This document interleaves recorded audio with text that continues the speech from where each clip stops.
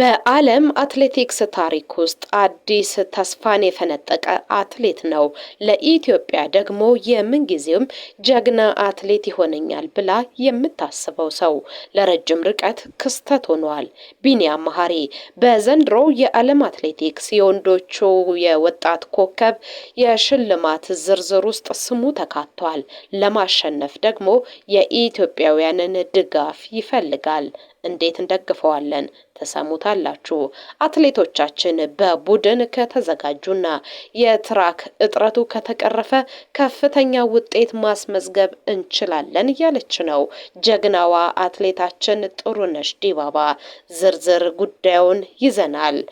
በጃን ሜዳ በተካሄደው የሩጫ ውድድር ላይ የአማራ ክልል አትሌቶች አስገራሚ ጉዳይ ገጥሟቸዋል። ብዙዎቹ አዝነዋል። አትሌቶቹን ምን አጋጠማቸው? በዝርዝር ከምትሰሙት ጉዳይ መካከል ይሄንን መርጠንላችኋል። ስፖርተኛዋ ተደብድባለች። ይህች ስፖርተኛ ማነች? በማን ተደበደበች? የሚለውንና ሌሎች ጉዳዩን እየነገርናችሁ እንቆያለን። ሁሉ ስፖርቶችን ላይክ፣ ሼር፣ ሰብስክራይብ እያደረጋችሁ ከኛ ጋር ቤተሰብ ሆኑ። የደውል ምልክቷን ተጫኑ። ሁሌም የምንሰራቸውን ስፖርታዊ መረጃዎች በትኩሱ ታገኛላችሁ። ይሄው ወደ ጉዳያችን አለፍን። ጀግናው ወጣት አትሌት ቢኒያም መሐሪ በዓለም አትሌቲክስ ታሪክ እየሰራ ይገኛል። አስደናቂ ውጤቶችን እያገኘ ነው። የረጅም ርቀት ሯጮች የዓመቱ ምርጥ ወጣት ኮከብ አትሌት ወይንም አንጸባራቂው ኮከብ ተብሎ እንዲመረጥ ከፍተኛ ድጋፍ ያስፈልገኛል እያለ ነው። አትሌት ቢኒያም መሐሪ ያሳያቸው ስኬቶች በእርግጥም እጅግ አስደናቂ ናቸው። አንዳንድ ስኬቶቹን ለመጥቀስ ያክል እንሞክራለን። አትሌት ቢኒያም መሐሪ ትልቅ ስኬቶችን እያስመዘገበ የሚገኝ አትሌት ነው። የዓለም ከ20 ዓመት በታች የሆኑ ሪከርዶችን መስበሩና በኦሎምፒክ እንዲሁም በሌሎች ዓለም አቀፍ ውድድሮች ላይ እያሳየ ያለው ብቃት እውነተኛው የዓለም አትሌቲክስ ጀግናና የወደፊት ኮከብ ስለመሆኑ ያረጋግጣል። የዓለም ከ20 ዓመት በታች ክብረ ወሰኖቹን ስንመለከት በ1500 ሜትር የቤት ውስጥ ውድድር አለው። በ3000 ሜትር የቤት ውስጥ ውድድርና በ10000 ሜትር የውጭ ውድድሮች ላይ አዲስ ከ20 ዓመት በታች ክብረ ወሰኖችን ማስመዝገብ የቻለ የኢትዮጵያ እንቁ ነው። የዓለም ሻምፒዮና እንዲሁም ኦሎምፒክ ላይ መሳተፍ ችሏል። በ2004 የፓሪስ ኦሎምፒክ በ5000 ሜትር ፍጻሜ ተወዳደረ፣ 6ኛ ደረጃ ይዞ አጠናቀቀ። እንዲሁም በ2025 የዓለም አትሌቲክስ ሻምፒዮና ላይ በ5000 ሜትር ሮጠ፣ 5ኛ ደረጃን ይዞ አጠናቀቀ። ይሄ ትልቅ ውጤቱ ነው። የዳይመንድ ሊግ ስኬቶቹን ስንመለከት በዳይመንድ ሊግ ውድድሮች ከፍተኛ ደረጃን በመያዝ እና እያንዳንዱን ውድድር በማሸነፍ ታላቅ ተስፋን ማንገብ የቻለ አትሌት ሆኗል። ለ2025 የዓመቱ ምርጥ ወጣት ኮከብ አትሌት ከመጨረሻዎቹ 3 እጩዎች ውስጥ መግባት ችሏል። ይህ ወጣት አትሌት ትልቅ ሞራል እንዲያገኝና ዓለም አቀፉ የአትሌቲክስ ቤተሰብ ትክክለኛው ምርጫ እንዲያደርግ ሁላችንም ከቢኒያም መሐሪ ጎን መሰለፍ ይገባናል። አትሌት ቢኒያም መሐሪ ከሁለት የኬንያ አትሌቶች አንገት ላንገት ነው ተናንቆ የሚገኘው። እነሱ በሚዲያ አትሌቶቻቸውን እየደገፉ ነው የሚገኙት። የኛም ሀገር አትሌት ይሄንን ውጤት እንዲያስመዘግብ የኛን ብርቱ ማስታወቂያ ይፈልጋል። የአሸናፊ ማስታወቂያን ስንመለከት የ2025 ወርልድ አትሌቲክስ አንጸባራቂ ወይንም እየወጣ ያለ አትሌትን ለመምረጥ የተደረገ ጥሪ ነው እየነገርናችሁ የምንገኘው። አትሌት ቢኒያም መሐሪ ላሳየው ልዩ ብቃት የዘንድሮቹን የወንዶቹን ወጣት ኮከብ ተሸላሚ እንዲሆን ምረጡኝ እያለ ነው የሚገኘው። በሀገር በአህጉርና በዓለም አቀፍ ደረጃ የሚገኙ የአትሌት አፍቃሪዎች እንዲሁም የአትሌቲክስ ወዳጆች ቢኒያም መሐሪን ይመርጣሉ ተብሎ ይጠበቃል። ቢኒያም መሐሪ ይሄንን ውድድር የሚያሸንፍ ከሆነ በዓለም አቀፍ ደረጃ የኛም ስም ይጠራል። ለሱም ትልቅ መነሳሳት ይሆንለታል። ለማንኛውም ለቢኒያም መሐሪ መልካም እድልን ተመኘን። ወደ ሌላኛው ጉዳያችን እንለፍ። አትሌቶች በቡድን ከተዘጋጁና የትራክ እጥረቱ ከተቀረፈ ከፍተኛ ውጤት ማስመዝገብ እንደሚቻል ጀግናዋ አትሌት ጥሩነሽ ዲባባ እየተናገረች ነው። በኦሎምፒክ 3 እንዲሁም በዓለም አትሌቲክስ ሻምፒዮና 5 በድምሩ በሁለቱም ውድድሮች ብቻ 8 የወርቅ ሜዳሊያዎችን ማሳካት ችላለች። የብርና የነሐስ ሜዳሊያዎችን ለሀገሯ ያስገኘችው አትሌት ጥሩነሽ ዲባባ ከኤምኤን ጋር ነው ቆይታ ያደረገችው። በሀገር አቋራጭ ውድድርም ቢሆን 5 የወርቅ ሜዳሊያዎችን አሸንፋለች። ጥሩነሽ 43ኛውን የሀገር አቋራጭ ውድድር ከተመለከተች በኋላ ነው ይሄን ንግግሯን ያሰማችው። አሁንም በጋራ መስራት የሚቻል ከሆነ አሸናፊ መሆን እንችላለን ነው ያለችው። እንደ ቀድሞ አትሌቶች በቡድን መዘጋጀት ከቻሉ በዓለም አቀፍ መድረኮች ከፍተኛ ውጤት ማስመዝገብ ይቻላል ብላለች። የኢትዮጵያ አትሌቲክስ ሌላኛው ችግር የማዘውተሪያ ስፍራ ጥረት ነው። በአንድ ኦሎምፒክ በሁለት ርቀቶች 2 የወርቅ ሜዳሊያዎችን በማግኘት የመጀመሪያዋ ኢትዮጵያዊት አትሌት ጥሩነሽ ዲባባ መንግስት የሚመለከተው ሁሉ የትራክ ችግሩን መቅረፍ ከተቻለ አሁንም ክብራችን ይመለሳል እያለች ነው። በነገራችን ላይ ጥሩነሽ ዲባባ የ40ኛ ዓመት ልደት በዓሏን በቅርቡ አክብራለች። ራሷን ከትራክ ውድድር ካገለለች በኋላ በ2017 የለንደን ማራቶን የገባችበት 2 ሰዓት ከ17 ደቂቃ ከ56 ሰከንድ የዓለማችን የምንጊዜው 16ኛው ፈጣን ሰዓት መሆን ችሏል።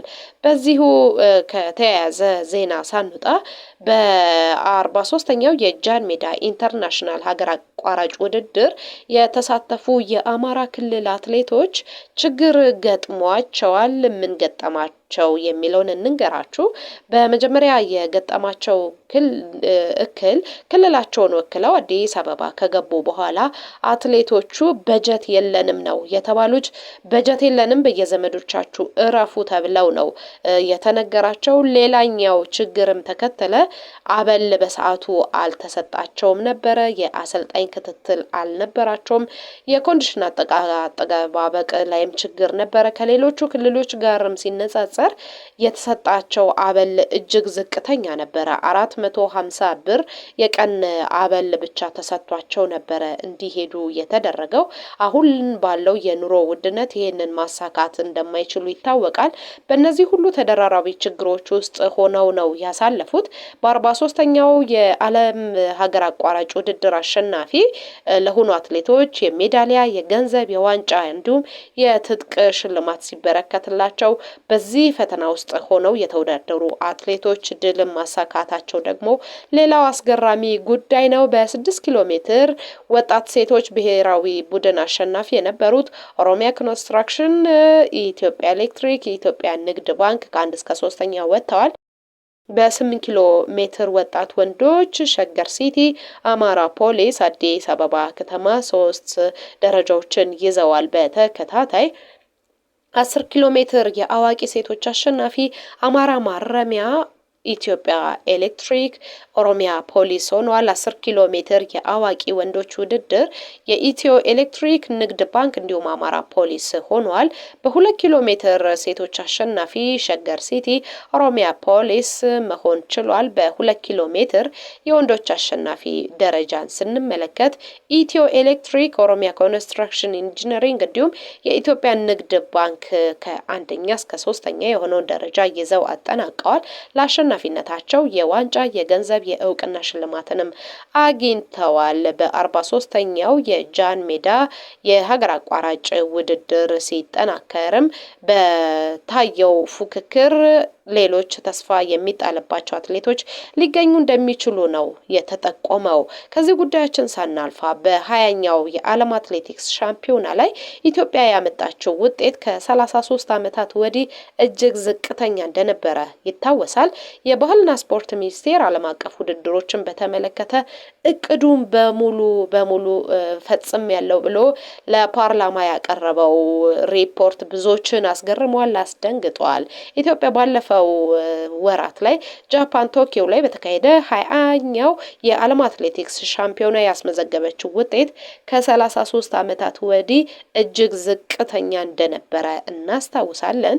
የ2018 የሩብ ዓመት የስራ አፈጻጸም ሪፖርት ሲቀርብ ግን እቅዶቼ ሙሉ በሙሉ አሳክቻለሁ ማለታቸው ብዙዎችን እያስገረመ ነው። ያገኘነው መረጃ የሚያሳየው ሰጠውን ውጤት ሌላ የሚወራው ነገር ሌላ እየሆነ ነው የሚገኘው።